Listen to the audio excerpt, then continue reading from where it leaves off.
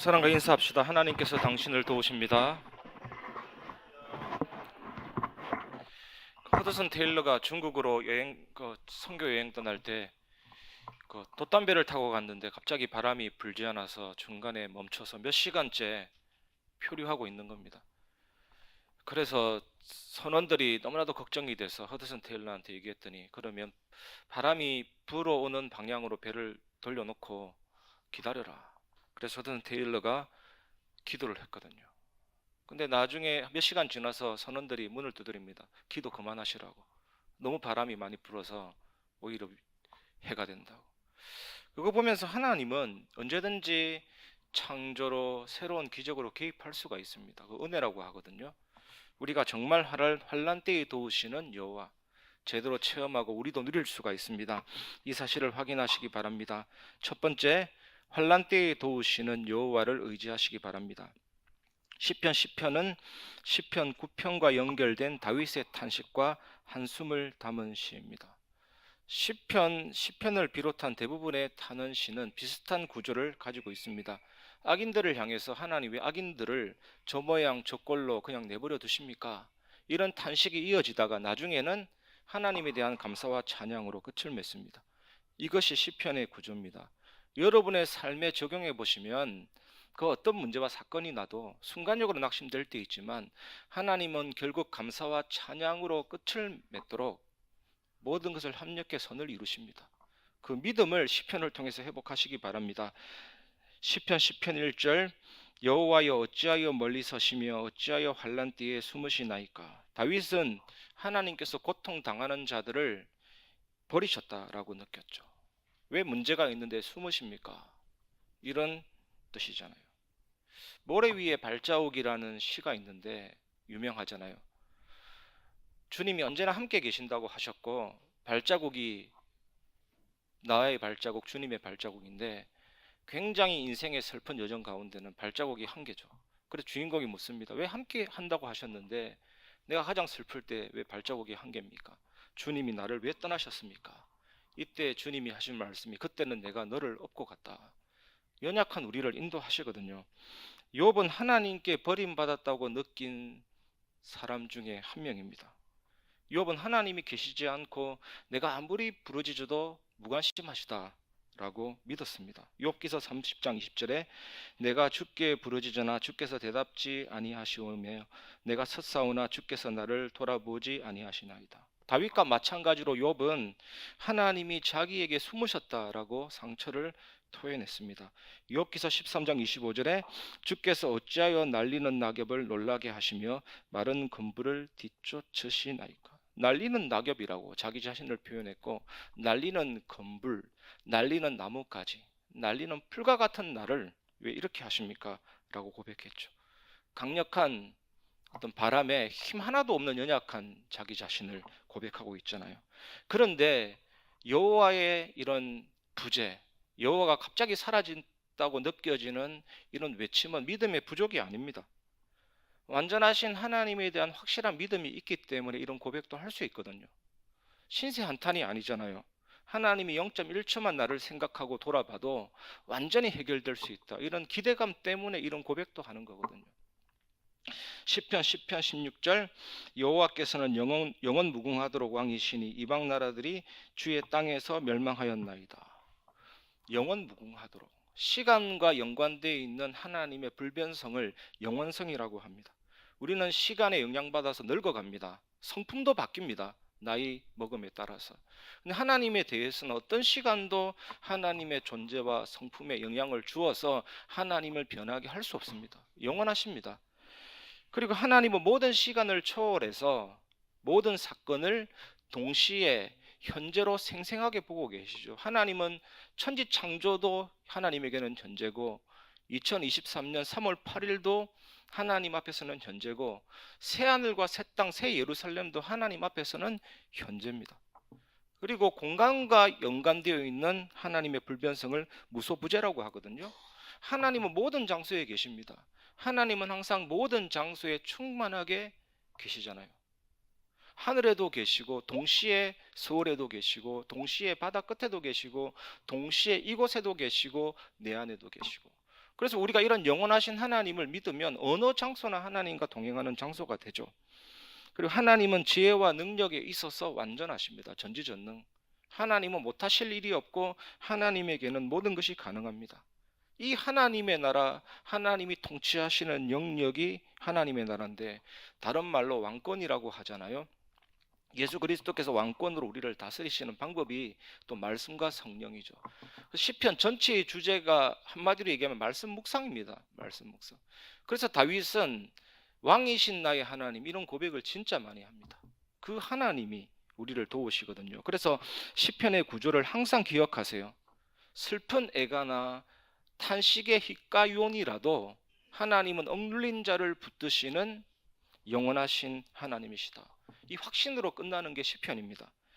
하나님은 분명히 창조하신 만물을 통치하시고 보존하시고 유지하시고 뜻밖이나 우연한 일이 없죠. 하나님은 작정하시고 예정하시고 하나님은 세계복음 바라는 뜻과 경륜을 이루시고 참새 한 마리도 부는 바람도 모든 것이 하나님의 섭리 안에서 사단의 활동조차도 하나님의 섭리 안에 다 엮어 두셨습니다. 그래서 우리가 괴로움과 슬픔에 빠졌을 때 우리는 하나님의 그 위대하심 안에서 진짜 위로를 얻어야 되고 우리는 비참함과 이 고통당한 자를 하나님이 구제하시는 것이 하나님의 특별한 은혜고 특별한 일이다. 항상 완전한 확신 속에 거해야 될 줄 믿습니다. 시편 2절 악한 자가 교만하여 가련한 자를 심히 압박하오니 그들이 자기가 베푼 꾀에 빠지게 하소서. 여기에서 교만하여라는 단어는 영광스러운 높은 존귀한 이게 교만의 뜻입니다. 숭배되는 신을 의미해요. 그리고 교만이 얼마나 나쁜지 아십니까? 숭배되는 신, 영광스러운 존귀한 높은 온 우주 만물의 중심이 하나님에게서 자기 자신을 옮겨져 가는 게 교만이거든요. 여러분 교만함을 벗어버리도록 복음을 누리시기를 바랍니다. 창세기 3장 5절에 너희가 그것을 먹는 날에는 너희 눈이 밝아져 하나님과 같이 되어 선악을 알 줄 하나님이 아심이니라. 사탄이 아담과 하와에게 교만을 심어서 타락했습니다. 네가 하나님 된다 이랬잖아요. 이런 교만한 사람이 하나님을 두려워하지 않고 가련한 자를 심히 압박하고 있습니다. 이것이 다윗의 탄식이었습니다. 여러분 하나님은 공의의 하나님이시고 창조 세계를 다스리는 하나님의 섭리 안에 어느 정도 인과응보가 내재되어 있습니다. 그래서 절대로 비진리가 진리를 이길 수 없고 어둠이 빛을 이길 수 없습니다. 우리가 언약을 잡았다. 하나님의 뜻 안에 있다. 단 1도 염려할 것이 없죠. 진짜입니다. 악인은 자기가 베푼 꾀에 빠지게 되어 있습니다. 여러분 하나님의 공의와 하나님에 따르는 창조 세계가 호락호락하지 않습니다. 전부 다 하나님의 뜻에 일치되어 있다니까요. 그 뜻을 발견하고 그 안에 선 자는 좀 이런 표현이 맞는지 안 맞는지는 모르겠지만 절대 필승이고 절대 무패죠. 실패할 수거나 넘어지지 않습니다. 그게 우리의 능력이잖아요. 시편 3절 악인은 그의 마음의 욕심을 자랑하며 탐욕을 부리는 자는 여호와를 배반하여 멸시하나이다. 원죄 꼭 기억하십시오. 사단의 유혹으로 아담과 하와가 선악과를 따먹고 하나님을 떠난 죄입니다. 그 전 정령 죽으리라 죽음이 들어와서 온 우주 만물도 망하게 됐고 전적인 부패, 전적인 무능력, 전적인 타락이 들어왔고 지정의가 다 죽었습니다. 하나님을 찾을 수도 없고 알 수도 없어요. 의지도 죽었다니까요. 감정도 어두워졌습니다. 그래서 절대로 우리는요 마귀자녀, 마귀종, 정신문제, 육신문제, 죽고 지옥 가는 이런 엄청난 죄성과 유혹에 빠질 수밖에 없는 것이죠. 이런 사람인데 악인은 자기를 칭찬한다니까요. 말도 안 되죠. 마음의 욕심을 자랑하고 여호와를 배반하여 멸시하고 진짜 아이들 말로 죽으려고 환장한 거죠. 결국 기다리고 있는 것은 멸망뿐입니다. 시편 4절 악인은 그의 교만한 얼굴로 말하기를 여호와께서 이를 감찰하지 아니하신다며 그의 모든 사상에 하나님이 없다 하나이다. 교만한 사람은 얼굴로도 자신의 교만함을 드러냅니다. 온 천지 만물이 하나님의 섭리에 붙들려 있다. 이것을 인정하지 않고 하나님이 왕권으로 다스린다라는 사실을 믿지 않으면 하나님의 존재를 종식시키기 위해서 거짓말하죠. 하나님 있는데 하나님 없다라고 거짓말하죠. 그 자체가 영적인 문제고 정신병입니다. 그러나 하나님은 분명히 창조에서부터 섭리까지 완전히 통치하고 계십니다. 그래서 어떤 결론이 나옵니까? 위기는 길이다. 위기를 잘 해석하면 완전 길이 되죠. 그런데 위기를 하나님의 뜻과 계획을 찾지 않고 가만히 있으면 분명히 길인데 고통으로 느끼게 되는 거죠. 그래서 여러분, 위기를 없애달라, 환난을 없애달라 하면 안 됩니다. 길 자체가 사라집니다, 여러분. 그래서 환난 때에 도우시는 여호와를 의지하시기를 주의 이름으로 축원합니다. 두 번째, 악인과 악인들이 행하는 악을 두려워하지 마시기 바랍니다. 시편 10편 5절, 그의 길은 언제든지 견고하고 주의 심판은 높아서 그에게 미치지 못하오니 그는 그의 모든 대적들을 멸시하며. 이 말씀의 의미는 악인들은 자신들의 길에서 깨끗한 것처럼 보이지만 그 길이 항상 오염되었다, 이런 뜻이거든요. 왜 오염됐습니까? 원죄의 영향입니다. 어쩔 수가 없다니까요. 아담의 타락의 결과로 모든 사람이 태중죄인, 모태죄인, 원래 죄인이잖아요. 원죄는 뭐냐? 모든 자범죄를 짓게 하는 근본 죄잖아요. 아담의 타락의 결과로 모든 사람이 죄를 향해서 가게 됐다. 지옥을 향해서. 그 결과 모든 인간은 죄의 노예, 사탄의 노예 상태에 빠졌고, 노예 상태에 빠진 사람은 하나님을 기쁘게 할 수가 없죠.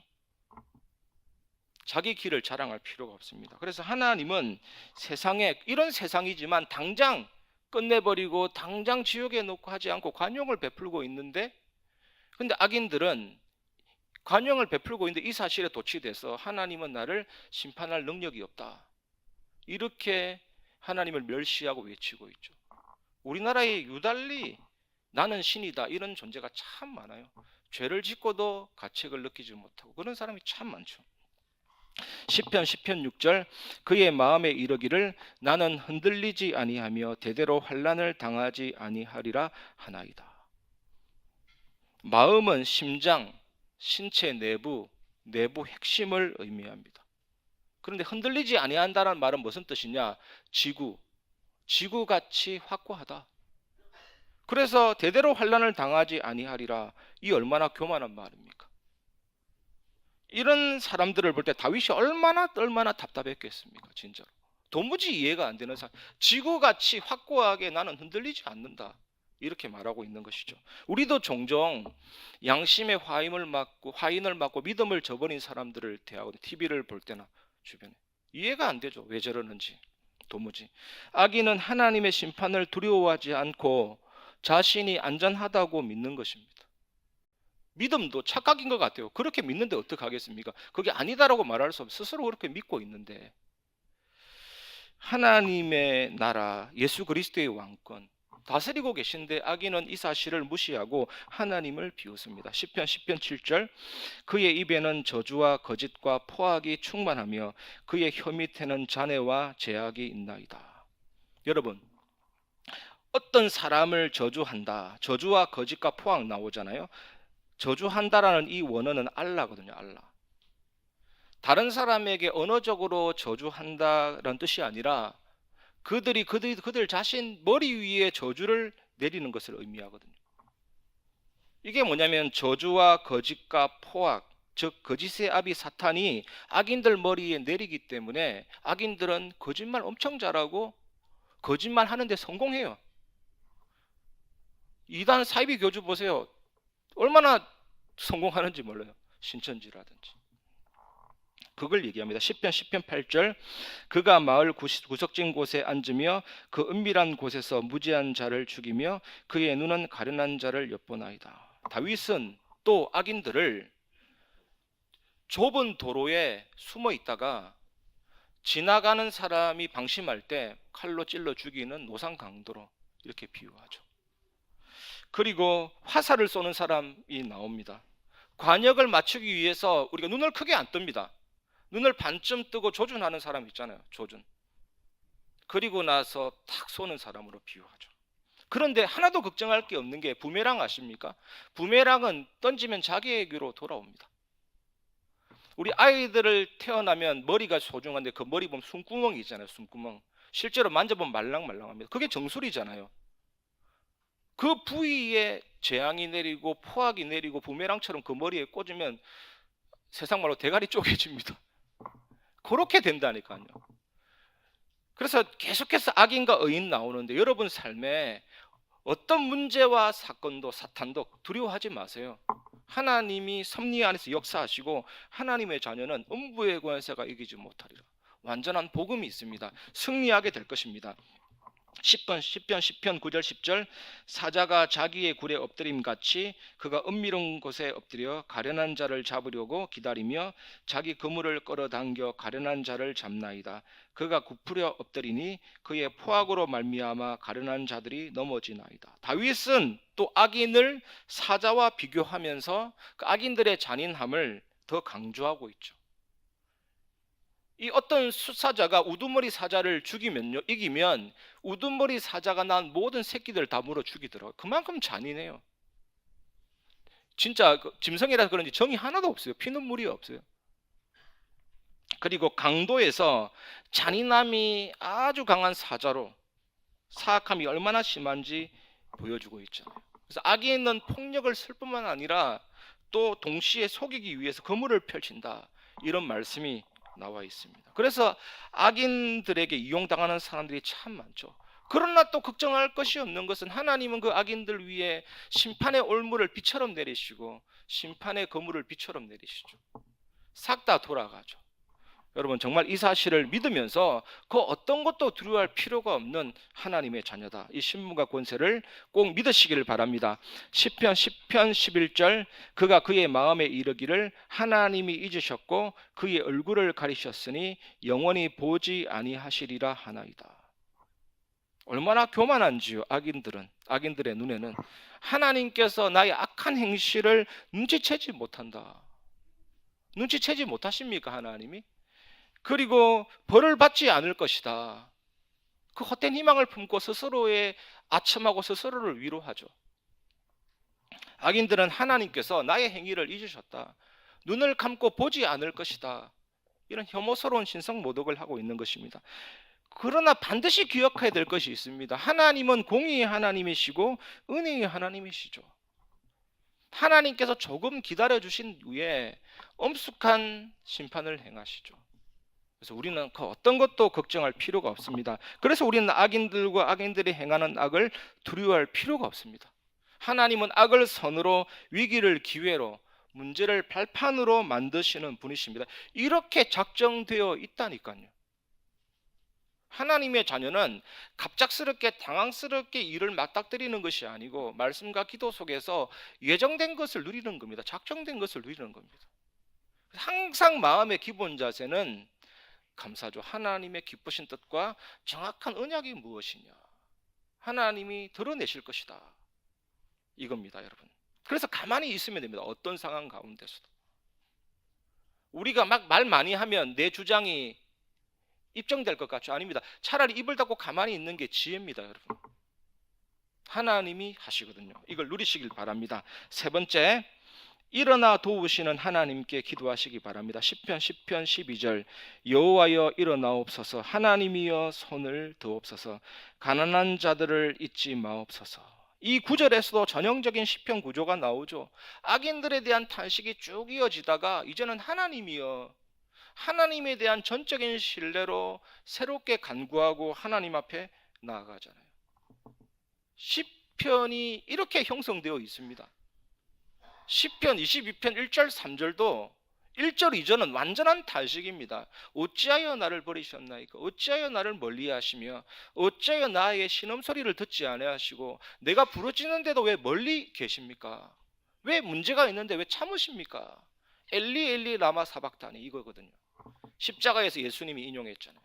근데 바로 3절에 보면 이스라엘의 찬송 중에 계시는 주여 주는 거룩하시니이다, 이런 확신이 나오죠. 이 시편의 구조를 보면서 여러분의 삶의 구조를 잘 들여다보시기 바랍니다. 문제 아니라니까요. 또 응답이라고 해서 그게 빠져 있을 필요가 없습니다. 하나님의 완전한 뜻과 계획이 있거든요. 마음껏 은혜를 누리시고 힘을 회복하시기를 바랍니다. 좀 전에는 다윗이 입으로도 또 눈으로 보는 것도 마음으로도 상해서 악인들에 대해서 막 얘기하잖아요. 그런데 이제 다윗은 하나님의 임재와 능력, 주님이여 주님의 능력에 손을 드옵소서라고 기도하고 있습니다. 또 앞부분에서는 하나님 왜 악인을 저래 버려두십니까? 우리 말로 따지면 완전히 기초가 무너지고 악이 행행하고 막 차별금지법이 나오고 국민 대다수를 차별하는 악법이잖아요. 사실은 성소수자를 보호한다. 왜 가족의 그런 기존 정신이 무너지고 아버지가 자녀를, 자녀가 아버지를, 온갖 이런 상황 가운데서 왜 가만히 있습니까? 여러분, 세상에 대해서 그런 게 안 느껴지십니까? 왜 하나님이 가만히 있습니까? 왜 하나님이 잊으십니까? 돌보지 아니하시고. 이런데 그러다가 다윗은 완전히 상황을 뒤집어서 이제는 고난 당하는 자들을 잊지 말아 달라고 기도하죠. 그래서 우리는 하나님의 자녀는 막 상황을 바꾸고 변혁시키고, 그것보다 더 중요한 게 나를 변화시키는 하나님의 은혜, 나의 기도에 응답하시는 하나님의 능력 꼭 체험하는 증인입니다. 누리시길 바랍니다. 이것이 시편의 구조이면서 구원받은 신자에게 베푸시는 하나님의 일하심의 완전하심과 신비거든요. 이것이 여러분의 은혜가 될 줄 믿습니다.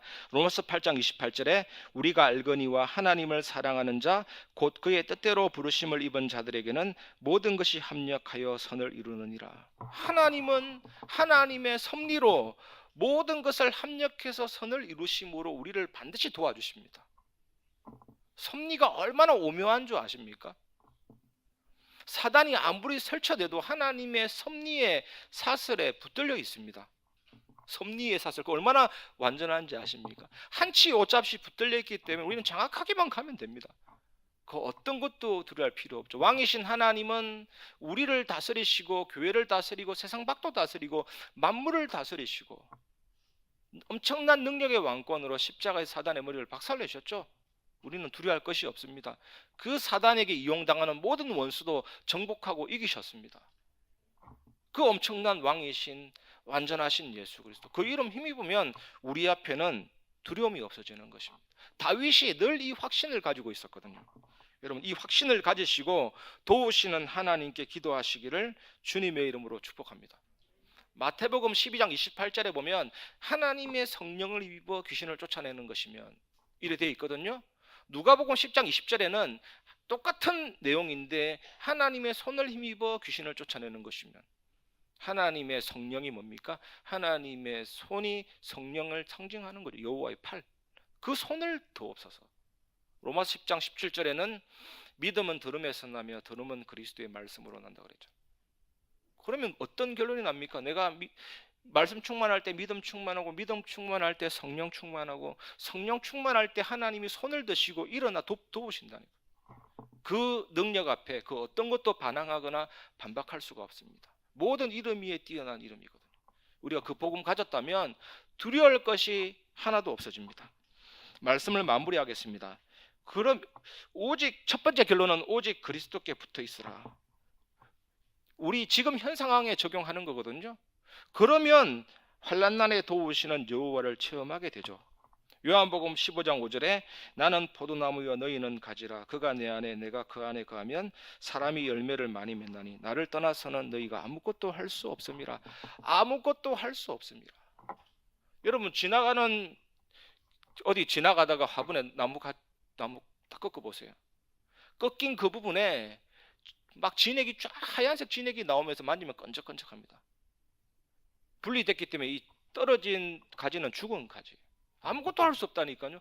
붙어야 그 진액이 나와서 연결이 되고 뭐가 되든지 되거든요.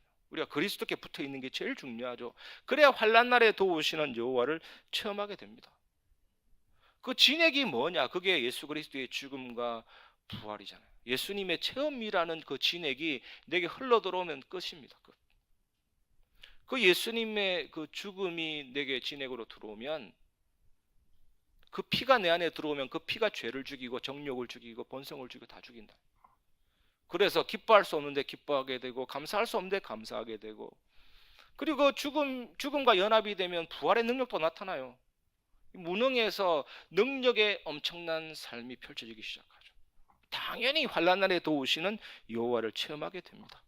얼마나 감사합니까? 그리고 두 번째 결론이 예배의 축복 누리게 됩니다. 그리스도와 연합이 되고 이 말씀이 충만하면 반드시 예배가 회복이 되죠. 성령의 역사를 체험하게 됩니다. 성령의 역사. 오순절 마가다락방에 임했던 그 성령의 역사. 불이라고 나오고 바람이라고 나오지만 그게 하나님의 임하심의 상징입니다. 그 성령에게 붙들리기 시작하니까, 충만하기 시작하니까 혀가 15나라 언어가 나갔잖아요. 그게 뭡니까? 이 성령이 충만함이 임하면 권능이 나타납니다. 학생들은 학업에도 나타날 수가 있고, 혹시 병든 자에게는 치유로 나타날 수도 있고, 무능한 자에게는 능력으로 나타날 수도 있고, 15나라로 딱 복음이 증거되잖아요. 그러면 당연히 되어지는 게 예배 전도의 축복이 누려지게 됩니다. 접붙임 되면 열매가 나타납니다. 그래서 항상 잊지 마십시오. 하나님이 정말로 완전하구나. 정말로 하나님의 일하심도 완전하구나. 말씀의 성취도 너무너무 완전하구나. 구원도 너무 완전하구나. 그리스도께서 다 이루셨구나. 성령의 내주인도 역사도 너무 완전하구나. 영력, 지력, 체력, 경제력, 인력도 완전한 것 중에 완전한 것이구나. 나중에 천국 가는 게 아니라 이미 내 안에 보좌가 임했고, 이 하나님은 시공간 초월 영원하신 하나님이시기 때문에 그 은혜가 내게 임했고, 그 하나님으로 인해서 이 빛이 전달되구나. 하나님이 내 안에 계시면 진짜 생겨나는 게 있습니다. 감사와 감격이죠. 나 같은 죄인 살리신 주은혜. 감사와 감격이 넘치면 그게 생명력입니다. 형상, 하나님 내 안에 심어놓은 형상과 영혼을 살리고 삶을 살리고 나의 과거, 현재, 미래가 전무후무한 축복이 되고 목회자, 중직자, 렘넌트 살리죠. 그러면서 이제 그 은혜가 임하면 플랫폼이 되죠. 결코 막힌 자가 되지 않습니다. 열린 자가 되죠. 진짜 파이프라인처럼 꼬인 게 아니라 플랫폼이 되죠. 그리고 내가 있는 현장에 어디를 가든지 기도의 망대, 현장의 망대, 교회 살리는 망대의 축복 딱 누리죠. 지키고 또 공격도 하고 살리는 안테나가 됩니다. 그리고 이런 사람이 딱 모였다. 그게 힘입니다. 엄청난 시너지가 나타나요. 태양열도 집간기로 모아야만 태양열 에너지가 나옵니다. 우리 하나님의 자녀가 이 축복 누리고 딱 교회로 모여버리면 엄청난 힘이 나타납니다. 그 힘은 막을 수가 없습니다. 세 가지 뜰로 나타납니다. 다민족 살리는 다민족들, 기도의 뜰, 렘넌트들이 나타나기 시작합니다. 이제는 우리는 그 은혜와 그 역사를 보면 될 줄 믿습니다. 반드시 그렇게 진행하실 것입니다. 걱정할 것 전혀 없고, 진짜 저는 우리 교회를 향해서 기대감이 가득 들어차 있습니다. 하나님이 예배를 통해서 완전히 모든 것 회복하시고 세계복음화를 진행하게 될 것이다. 우리 모두가 증인될 줄 믿습니다. 이 은혜 누리시기 바랍니다. 이 시간 우리 말씀을 생각하면서 나의 안에 거하라. 그 영원하신 환난날에 도우시는 그 하나님 안에 거하게 하여 주옵소서. 예수 그리스도 안에 접붙임 되게 하옵소서.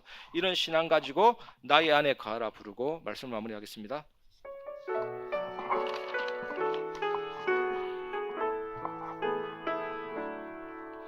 나의 안에 거하라. 나는 내 하나님이니 모든 환난 가운데 너를 지키는 자라. 두려워하지 말라. 내가 널 도와주리니 놀라지 말라. 내 손 잡아주리라. 내가 너를 지명하여 불렀나니 너는 내 것이라. 내 것이라. 너의 하나님이라. 내가 너를 보배롭고 존귀하게 여기노라. 너를 사랑하는 내가 너를 지명하여 불렀나니 너는 내 것이라.